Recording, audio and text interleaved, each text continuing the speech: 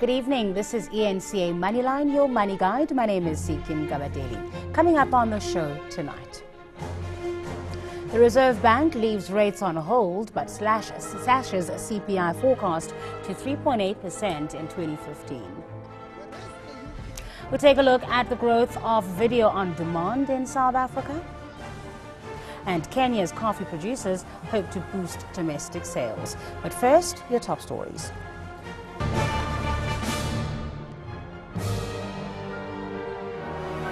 The Reserve Bank's Monetary Policy Committee has kept the interest rate unchanged at 5.75%. Governor Lesetja Kganyago says the decision was unanimous among the six-member committee.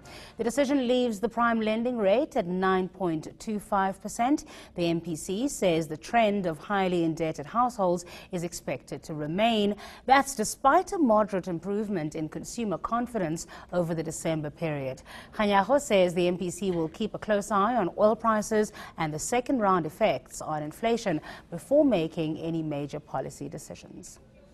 For some time, we have emphasized that in the process of interest rate, that we are in a process of interest rate normalization. The lower inflation path gives us some room to pause in this process. The MPC is of the view that the bar for further accommodation remains high and would require a sustained decline in the inflation rate and inflation expectations. South Africa's inconsistent power supply is a big concern for the Reserve Bank. Governor Lesetja Kganyago says the bank is taking heed of Eskom's challenges and the effect it's having on the rand. Notwithstanding a downward revision to the growth forecast, the risks are assessed to be moderately on the downside. This is due to the likely protracted nature of the electricity supply constraints and their consequences for domestic output as well as for business and consumer confidence. We now unpack the MPC's first rates decision of 2015. A hold on rates was largely expected, but what can we read from the statement? We'll be joined now by Alex Smith, who's an economist with FNB. Alex, thanks so much for your time this evening. What did you make of the tone of the statement today? Well, as you say, the ultimate announcement was very much in line with the expectations, no change to rates. But I think what was very interesting is that some people had begun to speculate about the possibility of a rate cut later this year, given the declining inflation trajectory. And what the governor told us is that the hurdle rate for cuts is actually quite high due to the uncertainty around the inflation outlook. I mean, the sheer fact that the SARB has cut its inflation forecast by 1.5 percentage points relative to November last year indicates how uncertain things are. And this is largely being driven by an oil price that has fallen almost 55% over the last 6 months or so. And this has created a huge amount of uncertainty within the committee. So it seems, from what the committee told us today, that they're more comfortable leaving rates unchanged and adopting a wait-and-see approach. Yeah, and it was interesting, one of the things that the committee did say was that should a change happen in the oil price, that it would then have an adverse effect on the inflation outlook. So, as you say, that pendulum could swing quite quickly in either direction. So you think that this was then a prudent decision to have made? Yes, absolutely. I think the prudent call to make, and one that we're indicating, is that rates should be left on hold at this stage. Cutting interest rates, I think, would send the wrong signal to the markets. And as Governor Kganyago points out, any small change to the oil price now can have quite a significant impact on inflation. If you think about it arithmetically, a move in the oil price from $100 a barrel to $50 a barrel is obviously a 50% decline. Yeah. But from $50 a barrel going back up to, say, $70 is a 40% increase. Yeah. So now that we're at such a low level, the base effects coming through can result in quite a rapid move up in inflation next year, and therein lies the problem. And the other wild card, of course, is the rand, the poor cousin, it seems, of our economic indicators, and the Reserve Bank, again, making noises about about the rand, and we know that in the past they've been quite reticent about talking about the exchange rate. But I think because of the effects that we're seeing on economic growth now, they have to start putting their foot down, I suppose. Yes, no, absolutely. You have to bear in mind that we're looking at the US at the moment, and there is still a fairly good chance that the US is going to begin hiking interest rates within the next 6 to 9 months,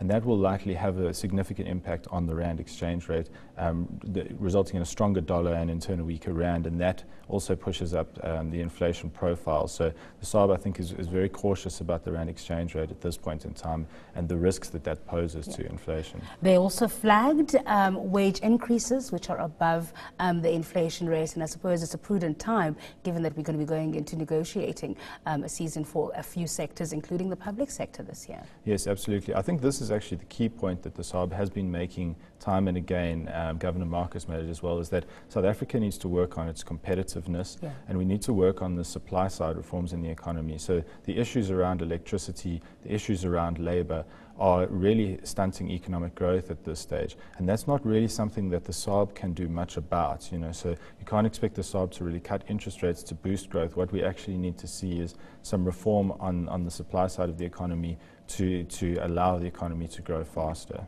We talked about fuel and petrol prices a bit earlier. A question I get asked all the time is, when are we going to start seeing the effects of the drop in the oil price and the petrol price in our food prices at the store? Yes, no, absolutely. I think it will be, it does operate with a bit of a lag, so probably in the second half of this year.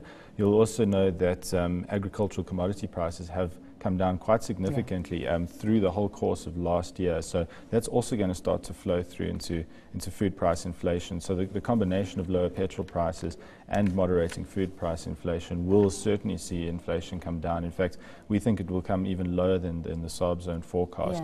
But the risk, of course, is that very low inflation this year creates a low base and raises the risk that inflation moves back up towards the top end of the SARB target band next year. And how do we compare to our peers? I mean, since the previous monetary policy committee meeting, the governor pointing out that some of our peers have hiked interest rates, some have actually cut, and we always seem to be behind the curve, so to speak.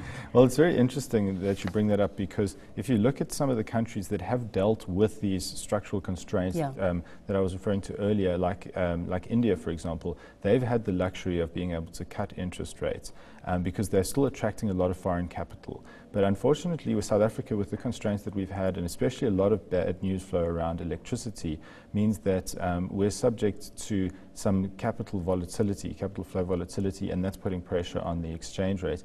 And therefore, that we don't have the luxury of being able to cut interest rates, because we really need to try and attract this foreign capital as much as possible. All right, we'll leave it there. Thanks for your time today. That was Alex Smith, who is an economist with FNB. Now, once a major competitor with Apple, Samsung Electronics Mobile, the division continues to lose its luster. It's posted its lowest profit in the past 23 years at around $23 billion US. The smartphone sector reported its fifth quarterly decline in a row, just a day after Apple announced a record-breaking quarterly profit. Samsung has seen its global market share shrink with the iPhone's popularity and up-and-coming players like China's Xiaomi. But the South Korean firm does have some bright spots beyond its glossy phones and tablets. The company's semiconductor division reported its highest quarterly profit in over 4 years. Samsung's chips are widely used in many high-end devices, including Apple's iPhone 6 and 6 Plus. The Russian economy has been downgraded to junk status. Standard & Poor's says its decision stems from a slide in the currency and weakening revenue from oil exports. Western sanctions due to Russia's role in the Ukrainian crisis have also not helped matters. Standard & Poor's has warned of difficult times ahead for Russia's economy. If they do start to downgrade, that's when you see asset managers and other fund managers perhaps having to start to reallocate where they need to actually move away back into investment-grade assets and away from Russia potentially. That's where more market volatility could come in. The drop means the country's credit rating is below investment grade for the first time in over a decade. Banks and large corporations could find it difficult to refinance themselves, and there'll most likely be a hike in borrowing costs. The already struggling ruble took an early hit on the news, but it was shielded by Russian exporters who, at the government's request, sold off foreign currency. foreign exchange reserves are being run down very quickly, and if the economy does fall into recession further in this year, then you will see those reserves be dried up very quickly, and that's when you'll see extra concerns about the strength of the Russian economy. With the price of oil still falling and the conflict in Ukraine continuing, Standard & Poor's predicts difficult times ahead. It's sort of a perfect storm with high double-digit inflation, already high interest rates, Russia being shut out of the international capital markets, all while the commodity prices are dropping. Just hours after the downgrade, Russia announced an anti-crisis plan. It'll freeze the level of spending in the hope of returning the budget to surplus by 2017. But for now, the oil powerhouse will remain in the same credit rating class as Bulgaria and Indonesia. And after the break, we take a look at the growth of video on demand in South Africa and how the arrival of Netflix may impact on our viewing habits. You're watching eNCA Moneyline, your money guide. Do stay with us.